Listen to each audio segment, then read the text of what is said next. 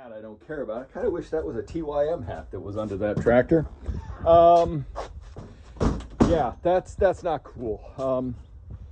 And the fact that one of those hydraulic filters has been leaking, and it was the harder of the two to get off. So, not a fan of that process, but hopefully it won't be an issue with the filters I'm about to put on. But just so you know, just so you can see, because I couldn't film it, there was no angle I could get the tripod under there, or any way I could get any kind of visual thing with where I had to turn the wrenches and everything. But so this is the filter. This is what the side looks like, and that's with the strap wrench. And this is the second one. And yeah, it's dripping oil everywhere. That rubber gasket on there was just bonded. And the other thing is, as you're reefing up, now it definitely worked best to come from the housing side, so you were pushing up. I suppose pulling down would have really been best, but pushing up. But the problem is there's enough give and spring both in the housing, flexes a little bit, but then the rubber gasket on the filter also caused a little bit of flex. So you'd gain like a 1/4 inch and it'd come back 3/16. So you're really only ever moving the filter a 1/16 to an 1/8 of an inch at a time until it broke free of the suction or whatever glue or pressure they put on that thing. And then it spun off by hand. But getting it off to that point, what a nightmare.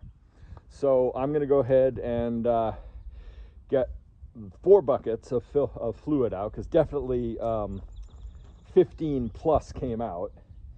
And I'm going to go ahead and lube up the filters and get them on. I'm going to use the filters that came with the tractor rather than the filters that came in the kit. They're both identical, but just first in, first out. These are TYM branded filters. Same basic exact thing that came off, and the instructions probably say don't over tighten. So yeah, I mean, maybe a filter wrench with an impact driver from the end would buzz those off of there, but yeah, you wouldn't want too many ugga-duggas on that, or you'll twist the housing to bits and break the housing, and these filters ain't cheap. So I'm gonna have to totally degrease this phone. It's just quite fuzzy. All right, so I'm gonna go ahead, I'm gonna break open one of the new buckets of oil and put a little bit of oil on the rubber gasket and get 2 of these fitted back on where I think they need, as tight as I think they need to be. I will still have to check for fluid leak, and then I will proceed to fill up the reservoir. So I have obviously put a thin film of oil on the gasket. Wow, look at my face. Is that a bruise or is that grease? Oil. And I've obviously put the drain plug back in after wiping off all the magnetic filings, and put a thin film of Teflon paste over it, pipe dope, to seal it, and put that back in and cranked it down. And so I'll get the second filter on, and it says to tighten it a 1/2 to 3/4 of a turn. So yeah, 1/2 a turn maybe, and then we'll see if it leaks. I am then going to do a quick greasing of the main front components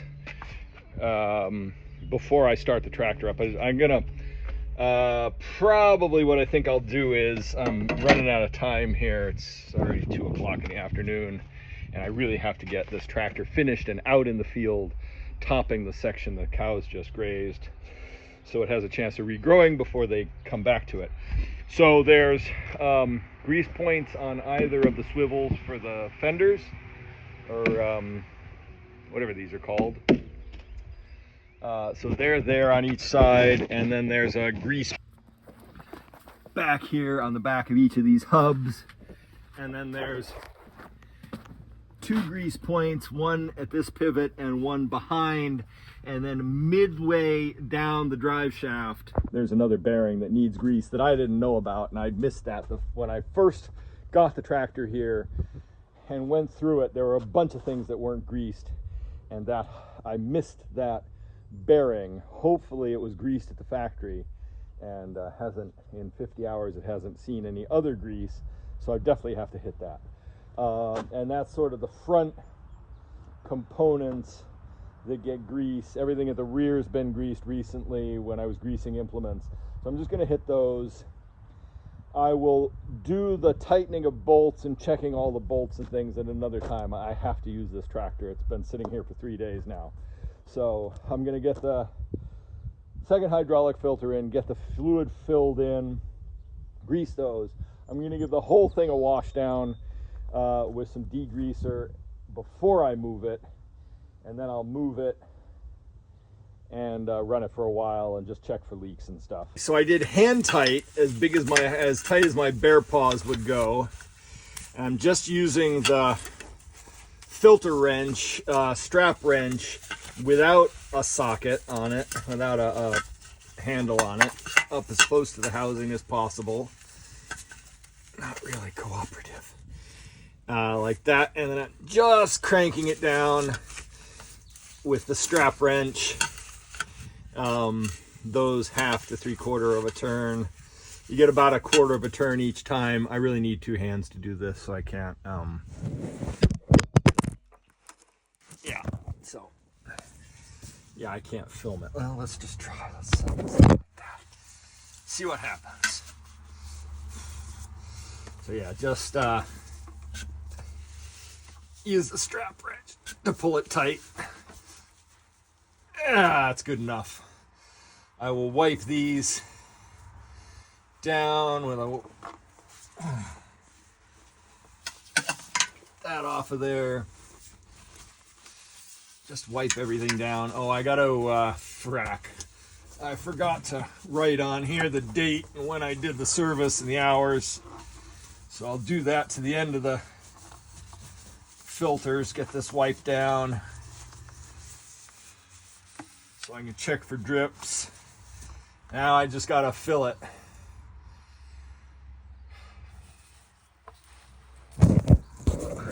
I have a big funnel, but it's broken.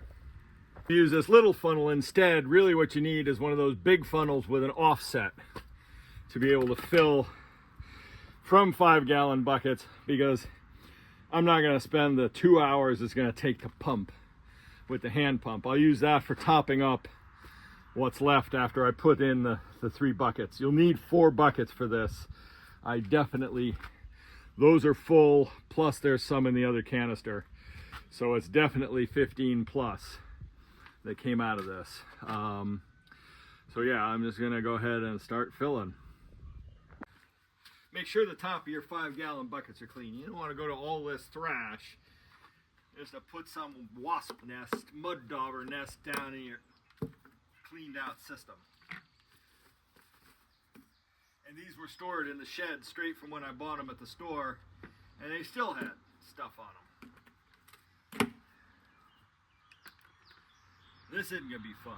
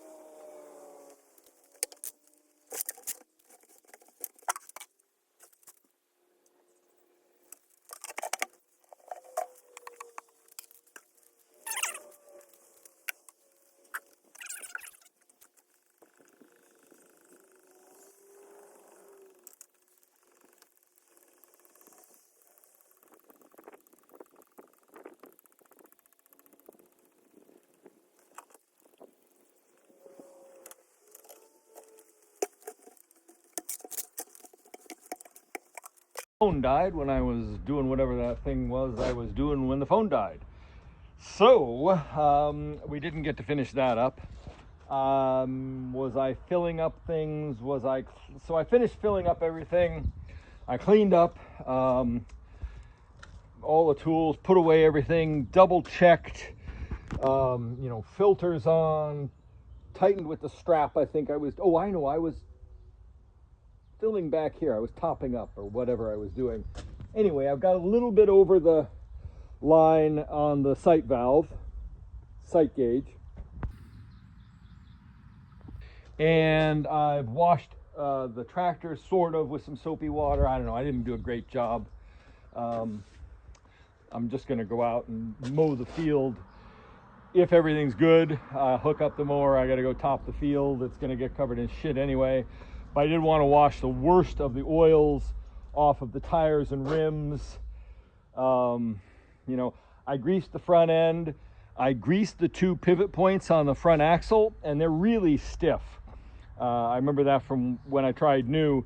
So what I'm gonna do next time I have the loader put on, I'll take the weight of the wheels off the tractor with the front end loader and grease it then. Hopefully that'll be later this week. Nothing left to do now but pull the tractor forward and just run it for a little while, double check for leaks on the drain plug of the hydraulic system and the 2 filters, double check for no leaks at the oil sump for the engine, and I will run it for a little while and I'll double check fluids everywhere. I did double check the dipstick on the engine, and it's slightly above middle of the 2 dots. So I'm just going to pull it forward and check for leaks, and then I'm got to hook the topper up if everything's good and go, because it's going to be close to milking again soon. All right, there are going to be a few water drips here and there, and maybe some residual oil drips under the tractor from where I splashed on the frame. I didn't get everything wiped up. Blinkers are on the tractor. That's one thing that does drive me crazy about the turn signal shuttle on this thing, is you constantly bump that. There should be some kind of protector or something. It's just a different location for it.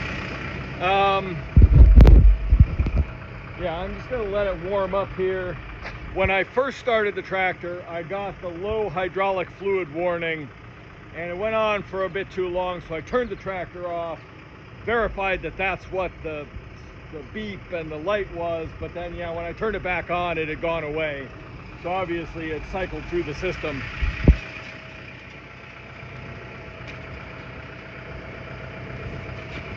The sight gauge shows no hydraulic fluid, so I'm going to turn this off right now.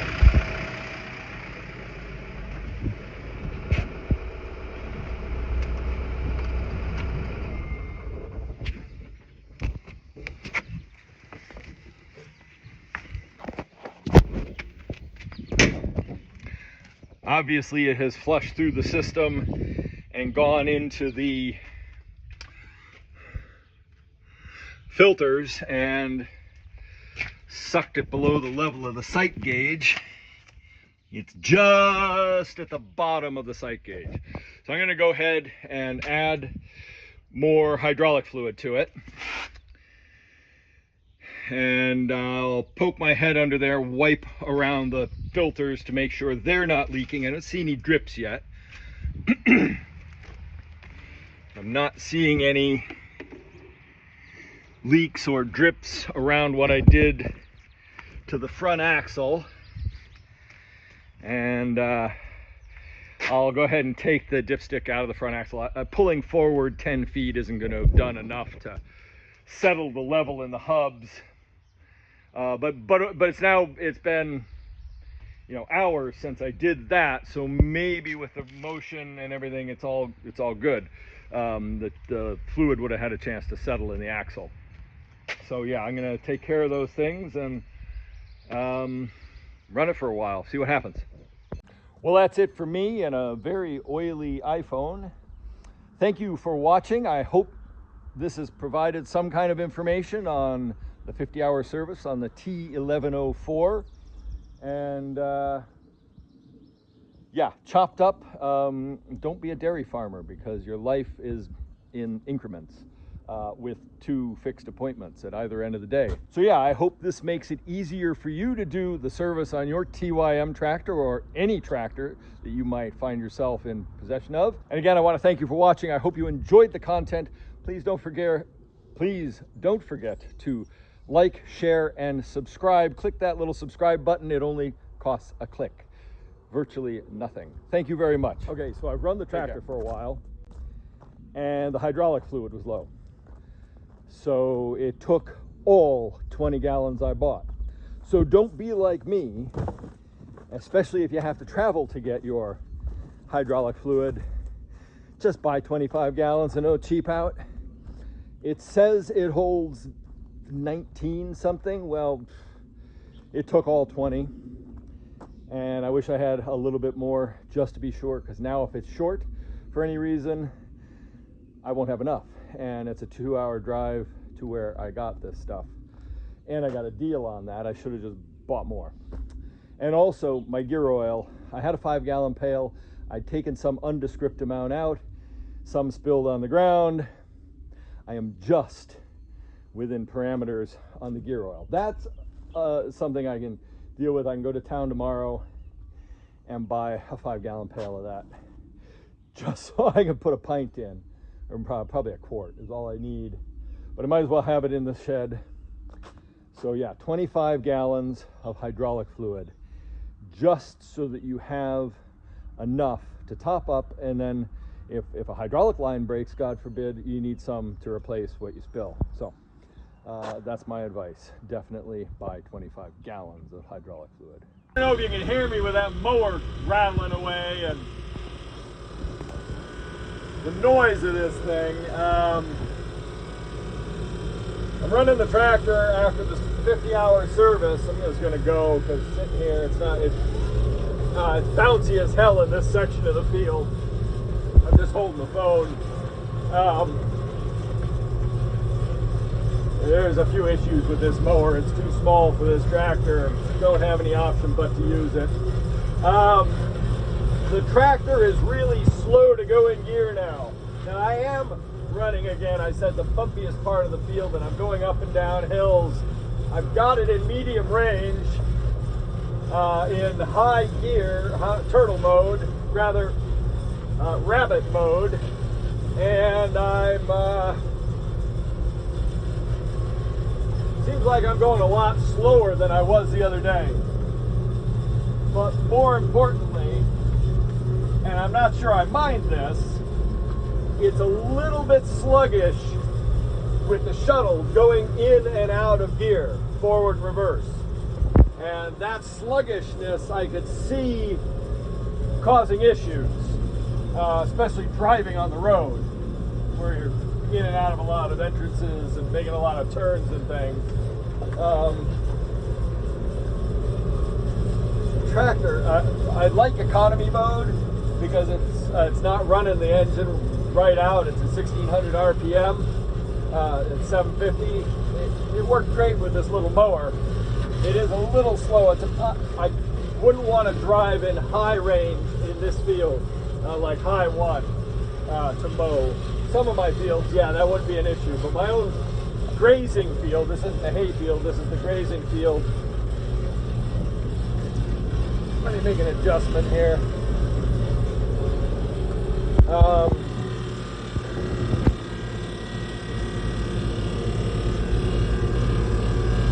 I still don't have the top link, and because this mower is too small, it doesn't sit right on the machine.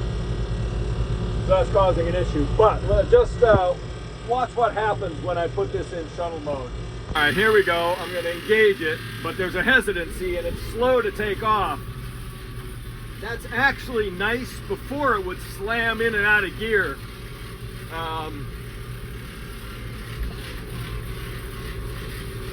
It is seeming today, now this is a slightly steeper section of the hill, it is seeming like it's a little sluggish going up the hill, but there was plenty of hydraulic fluid.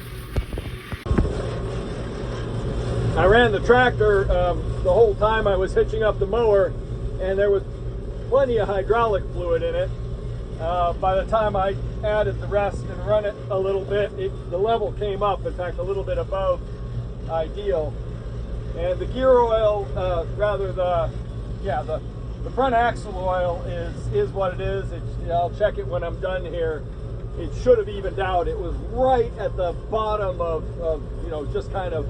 just a hair above low.